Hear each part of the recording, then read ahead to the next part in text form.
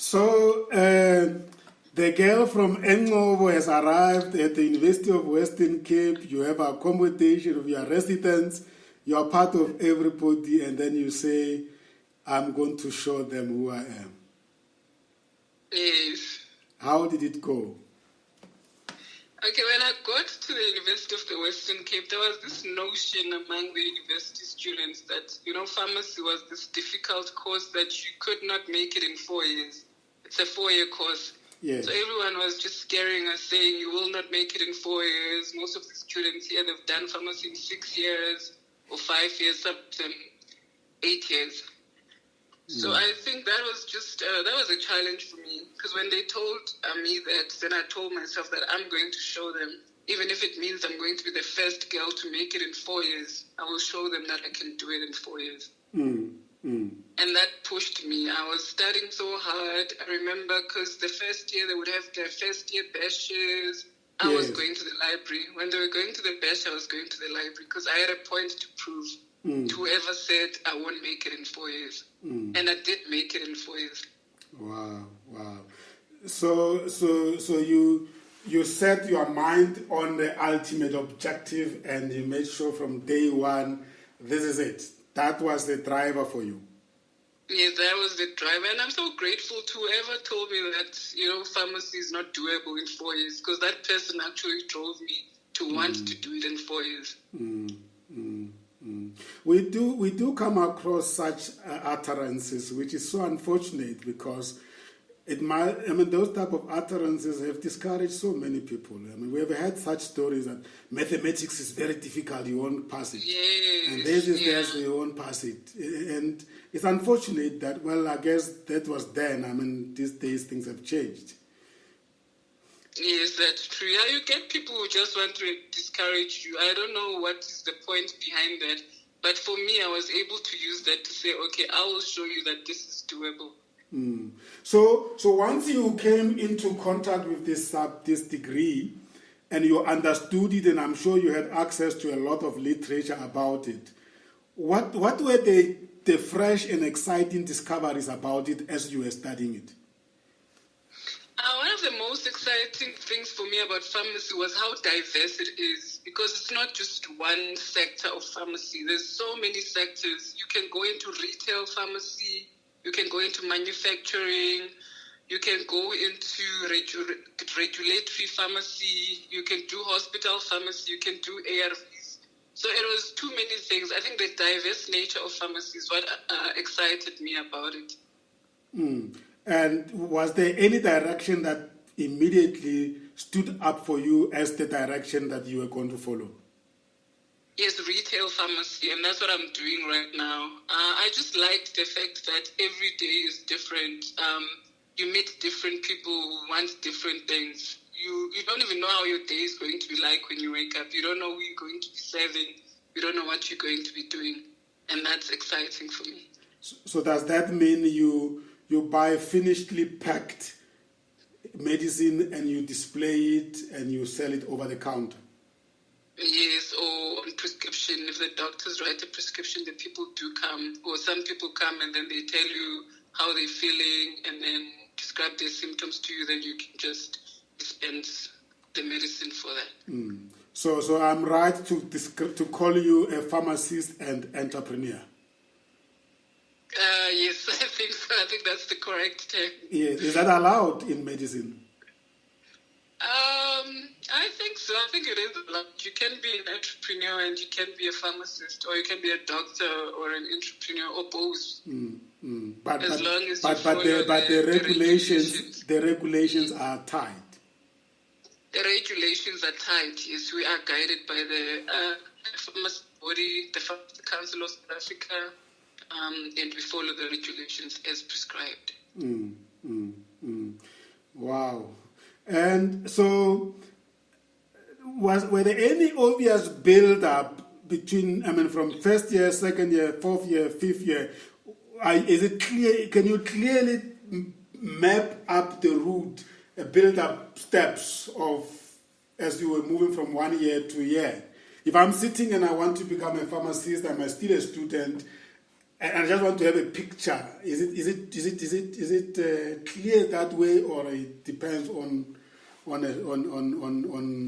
a student himself or herself? Yeah, I think it's clear cut, and it depends on what it is that you want. But from the first year to the fourth year, it's basically just academics. The fourth year is not as difficult. The first year can be challenging, and I think it can put a lot of students off, and they don't want to come back. But once you master the first and the second year, the third and the fourth year, it's mostly practical, and it is doable. I see. So there is a combination of theory and practice. Yes, third and fourth year, it's more practice. That's when you can see what pharmacy is really about. The first and the second year, it's theory. It's a lot of theory.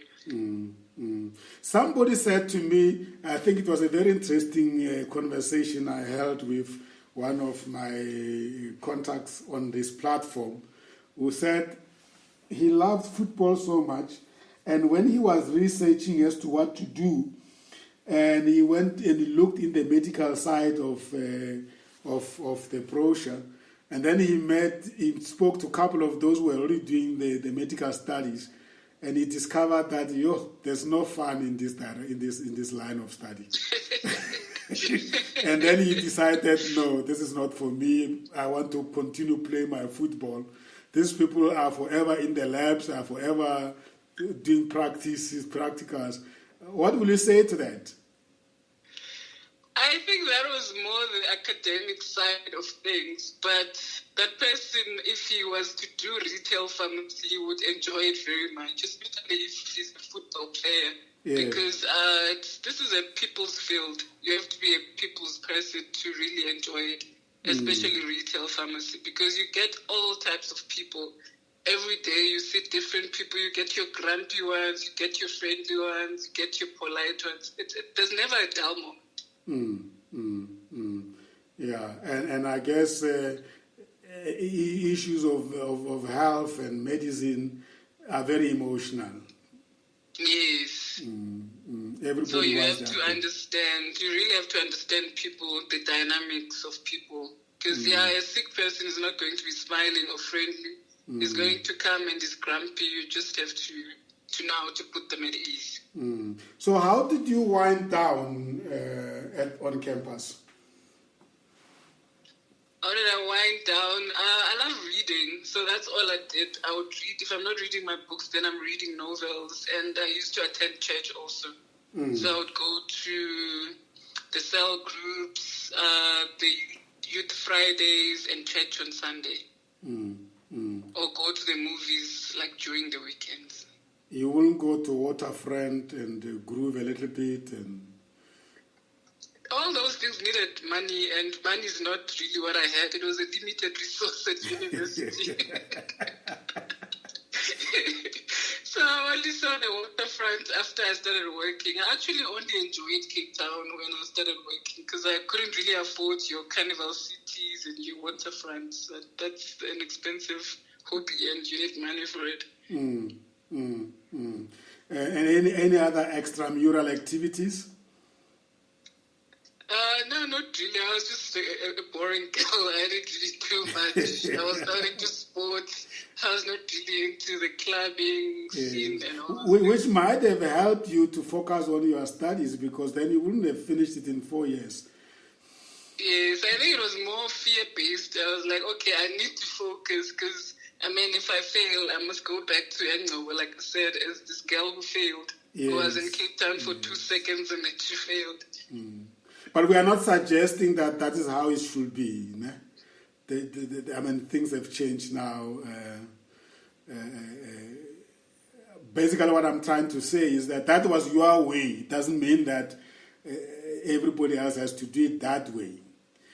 Yes, I think it's a personality thing. Other people can juggle a lot of things. They can do all that and still succeed. I knew my personality. I knew that I needed to focus just on that.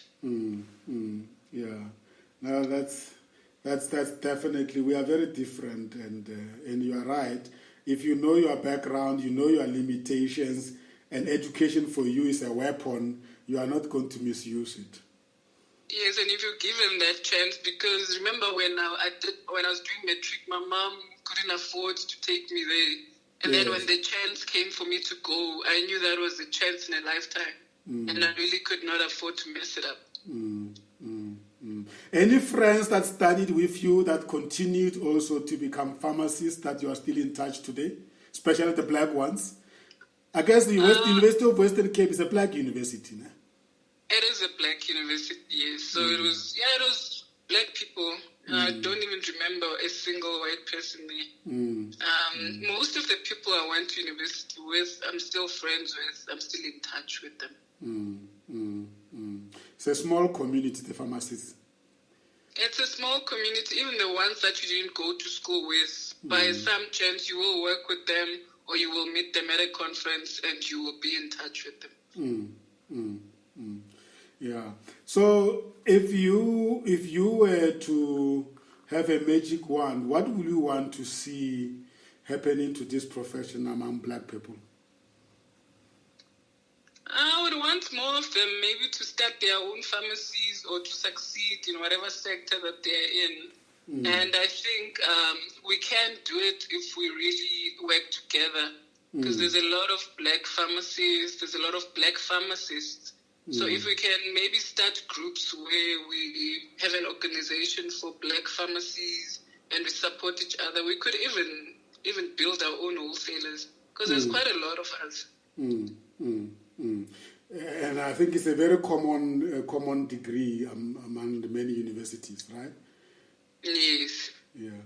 But so when you are studying for pharmacy, did they interest you into all related fields that you are going to be working with once you are qualified? Because I will imagine that a pharmacist and a medical doctor, they go together. Yes. So do you get to be introduced to the world of a medical practitioner, to the world of a manufacturer, to the world of a lab people? You know, how I'm trying to look. By the way, I didn't finish it, so I'm just imagining, had I gone on, it looks more complex than then. Maybe I was naive then. Maybe you have done it. So what is the complexity in trying to understand the world in which a pharmacist works? And at what point in your studies could you really have clarity to say, this is what is going to be my world? And I'm not going back to Engcobo because maybe there will not be enough of those related stakeholders.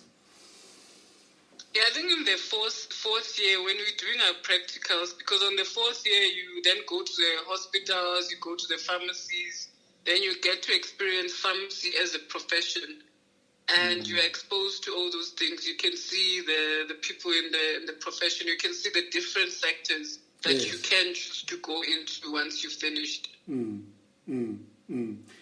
which related fields do you enjoy working with, and did you enjoy visiting them? The hospital side of pharmacy, it was interesting.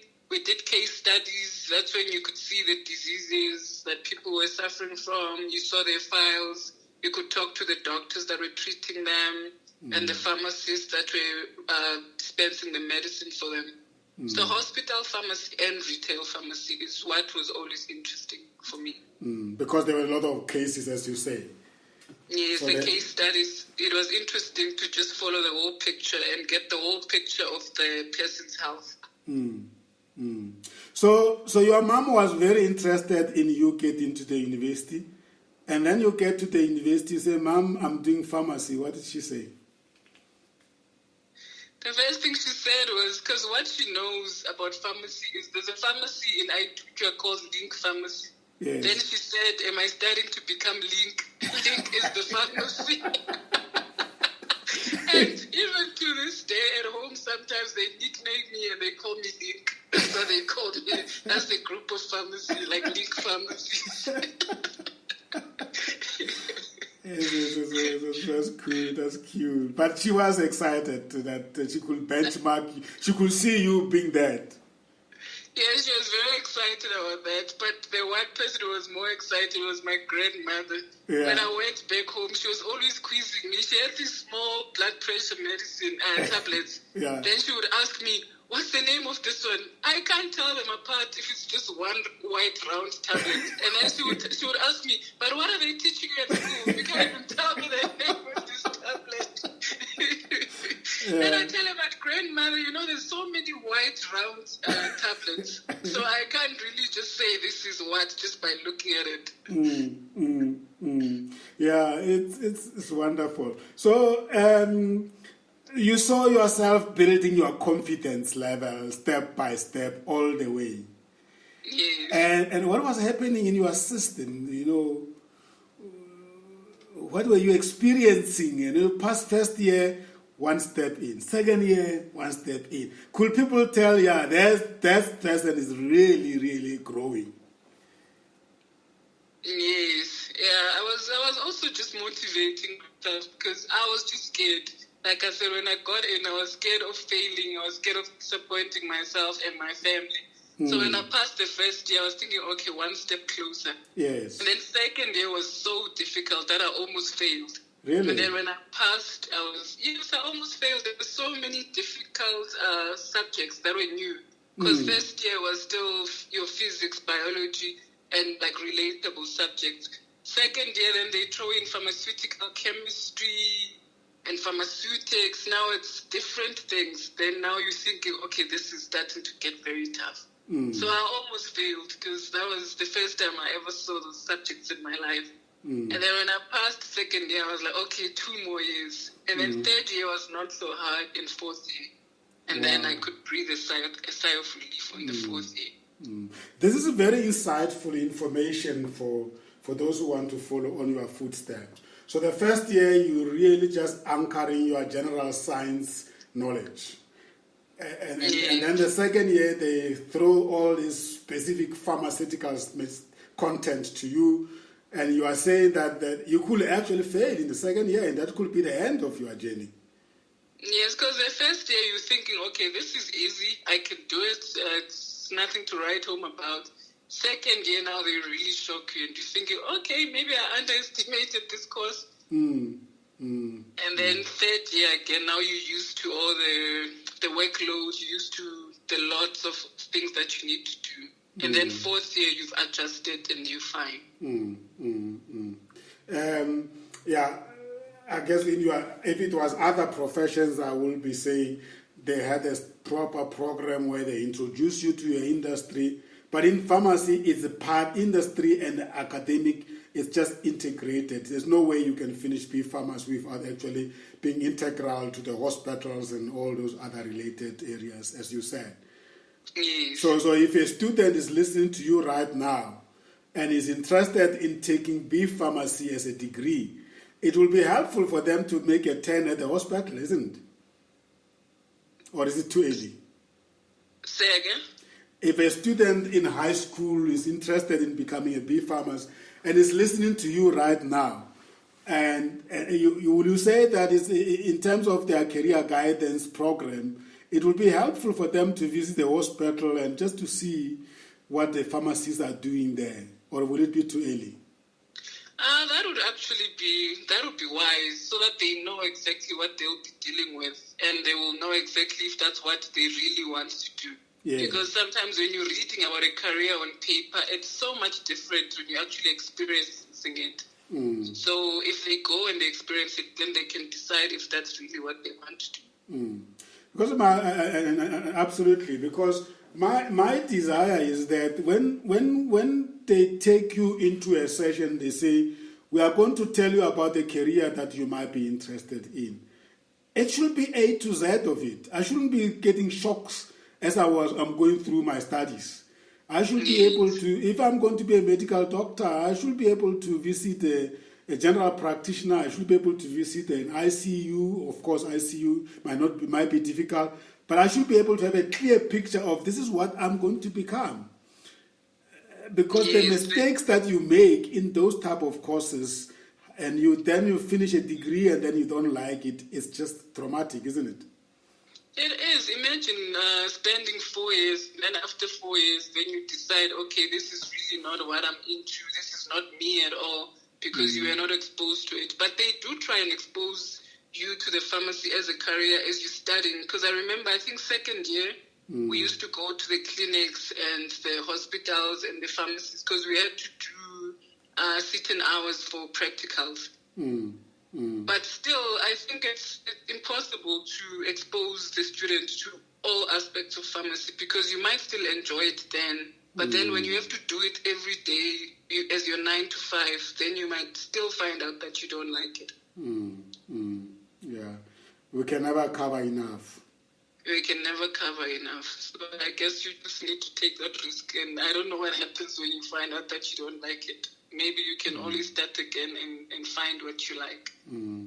Do you sometimes receive students just to come and see you at your pharmacy? Or is not? There's no time for such? Yes, we do. We do receive students, and we actually welcome them. And I do enjoy showing them the different aspects. Because students, I think from second year, they need to cover those hours for practicals. Wow. If you told your mom then that I'm going to study pharmacy and I'm going to run my own pharmacy, like Link Pharmacy, what do you think she would have said? I don't think she would have encouraged that because my mom is coming from a generation where, you studied to work for somebody else. So I think it was going to be challenging for her if I said it. I think she would just feel like I was throwing away the whole degree because now I'm not going to work for somebody. I'm going to go and risk it. And what if I fail? And actually, when I started the pharmacy, I didn't tell her when I was at the preparation stages. I didn't tell her that I was going to quit my job and start my own pharmacy because I knew she was not going to receive it well because she's not from that school of thought where you open your own thing. I only told her, I think, after I've opened it. And I think she was very nervous for me. She was scared that maybe it will not do so well. And so upon graduating, you then went to work for somebody? Yes, we have to, after you graduate, you have to do a 12-month internship. And then after that, you do community service for another 12 months. At preferably, I think, at a rural hospital. And then from there, you can now be what they call a registered pharmacist, and you can do your own thing. Yes. Oh, I see. That you still have to be registered. Yes, because after you graduate, then they call you an intern pharmacist and then a community service pharmacist. Then after that, then you just pharmacist. So did you just spend those years, or did you add extra years post those 2 years? I actually worked for the government hospitals, I think for 5 years, and then retail pharmacy for maybe 4 years. I started running my own pharmacy in 2011, so that's 9 years now. So you did build solid foundation in understanding the profession and the industry. Yes, before starting my own. I think I worked for 7 years before I started my pharmacy. You earned your money first. I earned my money first. Before you could gamble. Before I could gamble, I had to earn the money, and I had to have some bit of a capital to start the pharmacy. Yes. And the experience also. It's amazing how that's just one move after high school, through your sister's guidance, how it gives you the whole world. Yes. Isn't that beautiful? It is beautiful, and I'm so grateful to my parents, especially my grandfather, because he always believed I could do it. And I think the confidence he had in me, it translated to me having confidence in myself. And we can't overemphasize how grateful it is when a girl child is given opportunities like this and they grab them, because traditionally we know what happens in terms of traditional power relations. Yes. You will be prioritizing other things, And look at yourself right now. I mean, wow. Great upbringing, great uptake. I hope you multiply yourself. Yeah, I hope so. I hope so. Thank you. We're going to take a break because I want us to come and talk about your entrepreneurship side. Okay. I want people to know what you go through day to day running a retail pharmacy, and also Okay. how people can get hold of you. We'll be back.